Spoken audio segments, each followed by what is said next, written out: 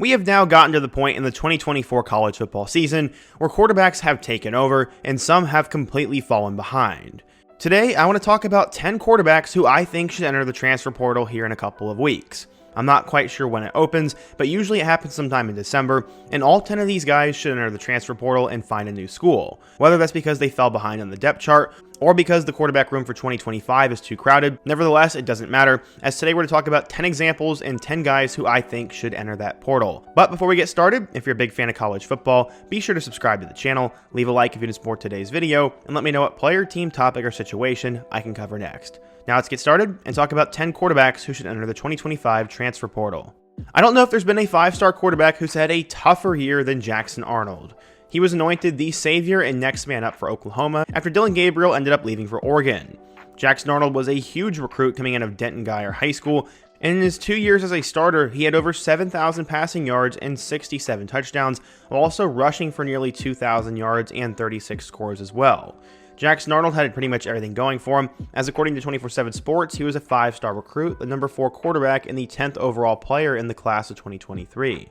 Last year, Arnold would make his first career start against Arizona in their bowl game, and he threw for 361 yards with 2 touchdowns and 3 picks. In 2024, he was made the starter, but he lost his offensive coordinator Jeff Lebby, who took the head coaching job at Mississippi State. Seth Luttrell proved to be a failure, and despite Arnold putting up 6 touchdowns in his first 2 games, he really struggled and was eventually benched in favor of Michael Hawkins Jr. against Tennessee.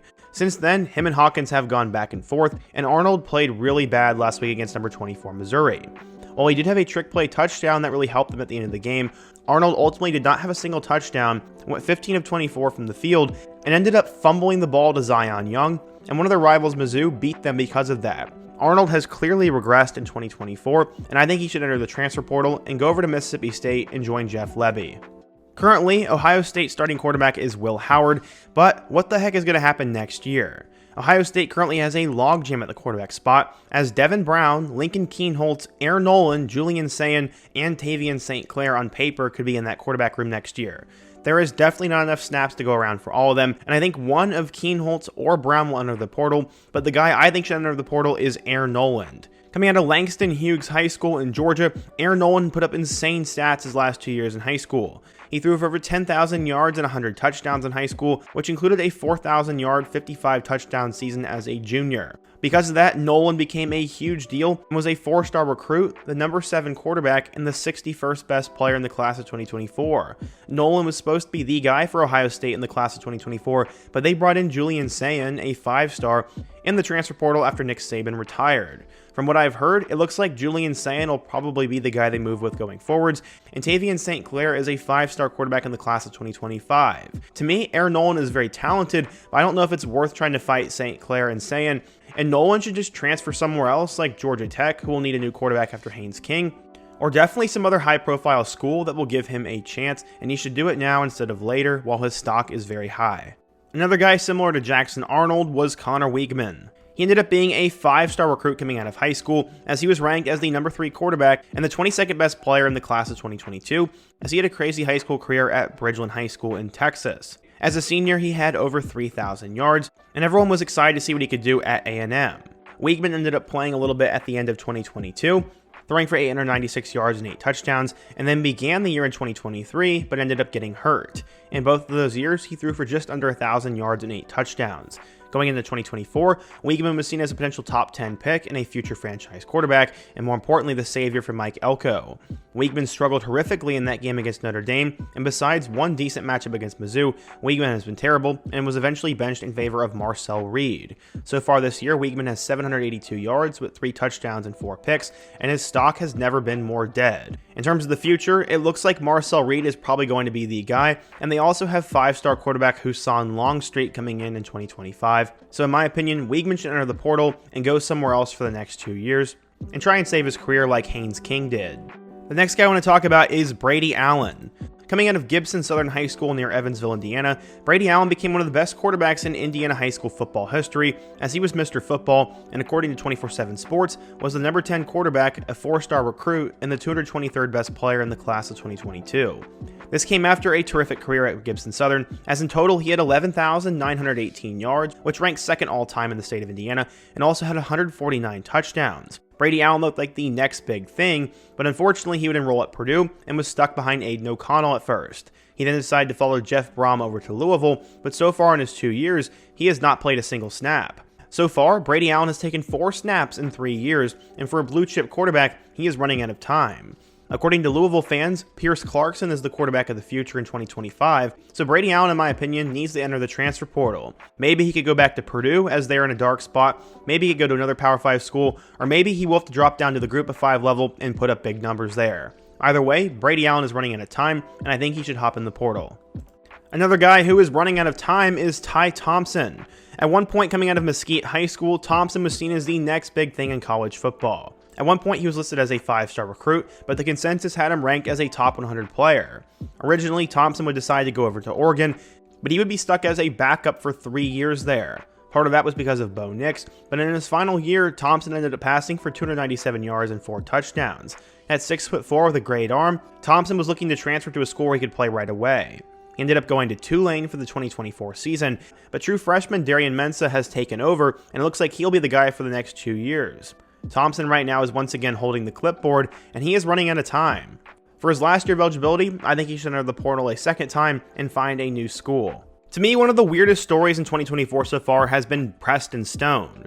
Coming out of Parish Episcopal School in Dallas, Preston Stone was a 4-star recruit, and he had 3,500 yards and 38 touchdowns as a senior. He added 10 more scores on the ground. He chose to go to SMU over tons of big-time offers, and he brought his 13,000 yards in high school to the Ponies. In total, he was ranked as the number 18 quarterback, a 4-star player, and the 148th best player in the class of 2021. Preston Stone would be the backup to Tanner Mordecai for 2 years, and then in 2023, he threw for 3,200 yards with 28 touchdowns. He was seen as one of the top upcoming quarterbacks in the ACC, and then all of a sudden, he had a bad game and a half and was benched in favor of Kevin Jennings, and has only thrown for 300 yards and 4 touchdowns this year. Stone went from the guy to all of a sudden being a backup, and if I were him, I would enter the 2025 transfer portal and find another school. I'm not quite sure what happened, as maybe something happened behind the scenes, or maybe he was just that awful, but I find it hard to believe a quarterback who was near the top of the conference all of a sudden is this bad. Maybe Jennings is that good, but Preston Stone should definitely find another school for his final year. To me, there is absolutely no reason why Elijah Brown is not playing quarterback for Stanford right now. I'm sorry, but the Cardinals are in a difficult spot. Their coach really needs to figure things out, and there's no reason not to be playing your highly rated quarterback. Coming out of modern day high school, Elijah Brown was the guy after Bryce Young. He ended up finishing as a top 200 recruit and the number 11 quarterback in the class of 2024. Brown was tremendous while he was at Mater Dei, totaling nearly 9,000 yards and 107 touchdowns and a 42-2 record while he was there. So far, Elijah Brown has appeared in 3 games, totaling 274 yards with 2 touchdowns and 3 interceptions. Sure, he hasn't looked perfect, but neither has Daniels, and Stanford's got to start building for the future here at some point. If I'm Elijah Brown, I'm heavily considering entering the transfer portal, where I can go to a school where 1, I could get more of an opportunity, and 2, be better developed. Brown was a blue chip, and he's a guy who I think could find a better opportunity for himself. The next guy I'm going to put a little bit of an asterisk on, and that is Christopher Vizzina. Coming out of Briarwood Christian High School, Vizzina was a huge deal. He ended up throwing for 7,220 yards and 59 touchdowns during his high school career, and because of that, Vizzina was ranked as a top 10 quarterback and the 103rd best player in the class of 2022. This is now going to be year 3 for Vizzina at Clemson, and so far, he has totaled 128 yards and has failed to score a touchdown. Okay, so the reason I'm going to put an asterisk is because if Cade Klubnik decides to stick around another year, Vizzina should be in the portal and should be going somewhere else. But if Cade has a phenomenal end of the season and decides to declare for the 2025 NFL Draft, then all of a sudden I could see a good reason for Vizzina to stay, as he will likely be the guy. Either way, he's in a difficult spot, and through his 3 years so far at Clemson, the highly ranked quarterback has not been able to accomplish anything. We'll have to wait and see, but Vizzina should enter the 2025 transfer portal. The next guy who I think should enter the 2025 transfer portal is Kenny Minchey. I remember when this was a huge recruiting battle a couple of years ago, as Minchey went to Pope John Paul II High School in Tennessee. According to 24/7 Sports, he was the number 14 quarterback and the 169th best player in the class of 2023. Minchey ended up having a terrific career while he was there, as in total he had over 5,000 yards and 53 touchdowns in high school. Minchey was originally committed to Pitt, but then ended up flipping to Notre Dame. Currently, Riley Leonard is a starting quarterback, and he will probably be gone after this year, but behind him, you have Steve Angeli, CJ Carr, and incoming freshman Blake Hebert. Minchey, in my opinion, is good, but I think he's going to get lost in the mix there. I think Angeli has been groomed to be the next guy up, CJ Carr's the more highly rated guy, and then Hebert will be fresh and new. Minchey, in my opinion, should enter the 2025 transfer portal, take advantage of his 4-star stock, and move on to another Power 5 program. That's just my opinion though, but I think he could pull something off similar to Phil Dracovic. Okay, so the last guy we're to talk about is another 5-star recruit, and that is Walker Howard. At one point, Walker was rated as a 5-star as he went to St. Thomas More High School in Lafayette, Louisiana. Howard ended up having a huge rise towards the end of his high school career, as in his junior and senior season combined, he had nearly 6,000 yards and nearly 70 touchdowns. Walker ended up going to LSU coming out of high school, but unfortunately, he was barely able to play while he was in a Tigers uniform. He then entered the 2023 transfer portal, go to Ole Miss, and all of a sudden was stuck behind both Spencer Sanders and Jackson Dart. They also brought in Austin Simmons. Howard has now fallen to third on the depth chart as Simmons came in when Dart was hurt last weekend. Howard is a 5-star recruit who has a total of 63 yards in 3 years, and with him already being at 2 schools, he's running out of time, and his stock is continuing to go down. I think Walker Howard should transfer to the group of 5 level, put up big numbers, and hopefully save his career, but for now, I don't really know if he has a future at Ole Miss, as I really feel like Lane Kiffin's going to go with Austin Simmons in 2025. So yeah, today I talked about 10 quarterbacks who in my opinion need to enter the 2025 transfer portal, talked about who they were and why they should. But what do you guys think? Did I get any of these wrong? Who's a quarterback that I missed? And what other crazy topic should I do next? Be sure to let me know down below, leave a like if you support today's video, subscribe if you're new, and check out some of the videos on the end screen. Hope to see you guys again soon, but until next time, peace.